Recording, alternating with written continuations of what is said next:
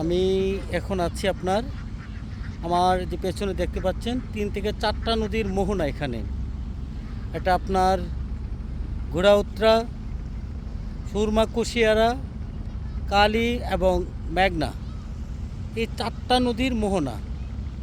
এই মোহনার পাড়ে অবস্থিত ব্রাহ্মণবাড়িয়া জেলার সরাইল উপজেলার একটি গ্রাম রাজাপুর। রাজাপুর গ্রামের একটু পাশে এই গ্রামটার নাম হলো আপনার সিঙ্গাপুর।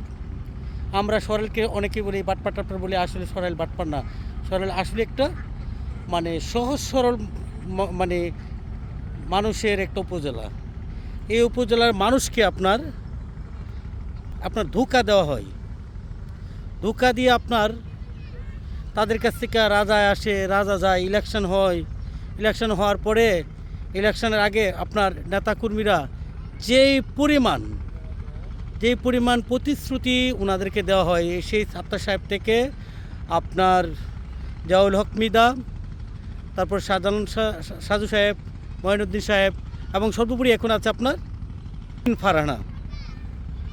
ওনারা প্রায়ই ওনাদেরকে কমিটমেন্ট দিয়েছেন যে ওনারা সরকারে আসলে বা ওনারা সংসদে আসলে ওনারা কী করবেন, এই রাজাপুর গ্রামকে আপনার উড়াইল এদের সাথে সংযোগ করে দিবেন। কিন্তু কেউ কথা রাখে নাই, কেউ কাজ করে নাই। আমি দেখলাম এই এলাকাটাতে এসে যদি আপনার এখন কোনো মানুষ হঠাৎ করে হার্ট অ্যাটাক করে অথবা কোনো প্রসূতি মা বাচ্চা জন্ম দেওয়ার সময় হয়, যদি রাত্রের 8টায় 7টায় প্রয়োজন পড়ে ডাক্তারের কাছে যাওয়ার, হসপিটালে যাওয়ার, আপনার এখানে যাওয়া পসিবল না, একদম পসিবল না। এই মানুষগুলোকে মরতে হয়। কিন্তু আপনারা যে কথা দিলেন সংসদে আসার পরে আপনারা এই রাজাপুরকে রাস্তা করে দেবেন, সেটা তো আর করে দিলেন না। এই ছবির মতো একটা গ্রাম, রাতে ঝিঝি পোকা ডাকে, তারপর গ্রাম ছায়া ডাকে, একটা মায়াবী একটা গ্রাম এবং 3 নদীর মোহনার মধ্যে একটা গ্রাম। এই গ্রামটাকে আপনারা যে পরিমাণ অবহেলা করেন, অবহেলা এবং অনাদর করা হয় এই গ্রামটাকে, আপনার কেউ কথা রাখে নাই।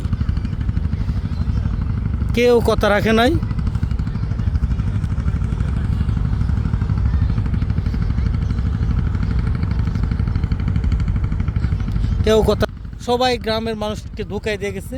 তো আমি এই রাজাপুরের এবং সিঙ্গাপুরের মানুষকে অনুরোধ করব, যদি সামনে এই যে বর্তমান যে এমপি মহোদয় আছেন উনি আসলে ওনাকে জোরালোভাবে ওনাকে বলা হোক যে আপনি কখন এই রাজাপুর থেকে স্কুল বাড়ি এবং সেরতা নদীর পাড় দিয়ে অরওয়ালের সাথে এখানকার রাস্তা করবেন বলেন। আমরা এখানকার কোনো মা, কোনো বোনকে বিনা চিকিৎসায় মরতে দিতে পারি না, কোনো ভাইকে বিনা চিকিৎসায় মরতে দিতে পারি না।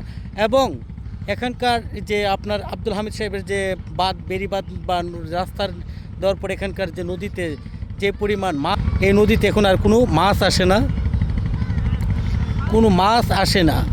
কোনো মাছ পাওয়া যায় না। আপনার কোনো মানে একই বাজে অবস্থা। তো একটা মেডিকেল কলেজ বা মেডিকেল হসপিটাল করতে হবে।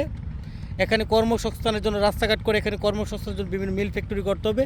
এবং এখানে যদি রাস্তা করা হয়, এখানে নৌপথে এবং সড়কপথ দুইটা যদি আপনার সংযোগ করা হয়, তো এই রাজাপুরের ভাগ্য বদলে যাবে। আমি রাজাপুরবাসীর ভাগ্য বদলের জন্য আসছি, কথা বলছি।